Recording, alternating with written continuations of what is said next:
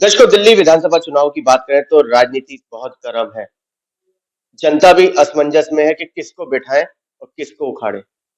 हमारे बीच में जत्थेदार सुनील वस्त जी हैं। सुनील जी, क्या कहना चाहेंगे दिल्ली विधानसभा 2024 के? दिल्ली विधानसभा 2025 में चुनाव होने वाले हैं।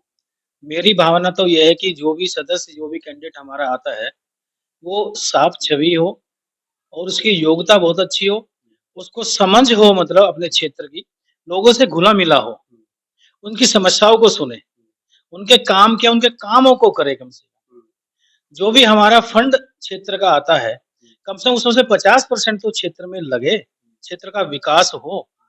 मैं मानता हूँ हर विधायक या मंत्री या जो भी जीत के आता है, वो अपनी तरफ से पूरा प्रयास करता है कि अपने क्षेत्र को मैं अच्छा लेके चलूँ।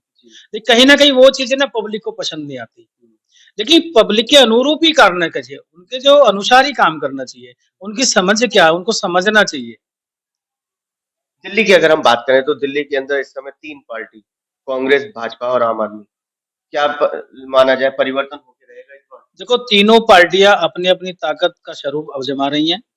लेकिन ये डिसाइड करना जनता ने, दिल्ली की जनता ने, कि दिल्ली की जनता के लिए कौन सुयोग्य है, कौन उनको सहयोग करता है, कौन उनकी बात सुनता है, कौन-सी पार्टी उनके लिए सहयोगात्मक है। दिल्ली की जनता ने दोनों पार्टियों को देख चुके हैं। आम आदमी पार्टी को भी देखा और दिल्ली के अंदर कांग्रेस को का विकास भी देखा। क्या माने, दिल्ली इस बार बदलाव के मूड में है या रिपीट करने के मूड में?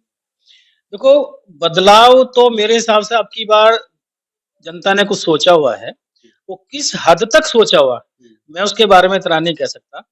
लेकिन मैं ये कह सकता हूँ आपको, जो भी सरकार बने, देखो नाली, खड़ंजे, बिजली, पानी जो भी है, ये समस्याएँ छोटी-छोटी है, ये सब हो जाएँगी। हम आने वाले दिनों में हमारे घर कैसे सुरक्षित रहे, हमारे परिवार कैसे सुरक्षित रहे, हमारे बच्चे कैसे सुरक्षित रहे, इस चीज़ का बहुत बड़ा मुद्दा है। बहुत बढ़िया बात कही है कि सुरक्षा इस समय अहम मुद्दा है दिल्ली के लिए। अहम मुद्दा है दिल्ली के अंदर, सुरक्षा। आज आप देख रहे हैं, अपराध जगत देख रहे हैं, जगह-जगह गोलियाँ चल रही हैं, मर्डर हो रहे हैं, हमारी महिलाओं ने हाथ में सोने की चीज़ें पहननी छोड़ दिए हैं। लोगों ने अपने मोबाइल हाथ में जेब में रखने चालू कर दिए। क्यों? पता ही नहीं चला, यहाँ से चलेंगे, यहाँ छिन जाएँगे, यहाँ चलेंगे, यहाँ छिन जाएँगे। कोई सुरक्षा ही नहीं है भैया। तो सुरक्षा का मेन मुद्दा है। सबसे पहले हमारी जनता की सुरक्षा होनी चाहिए। बाबरपुर विधानसभा की बात करें तो क्या नज़र आता है?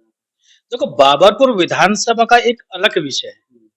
यहाँ पे जो भी हमारे विधायक जी हैं या मंत्री जी हैं, अपने हिसाब से जितना उन्होंने विकास किया, वो कर रहे हैं। हो सके कोई और अच्छी सोच का व्यक्ति हो, क्या किया है?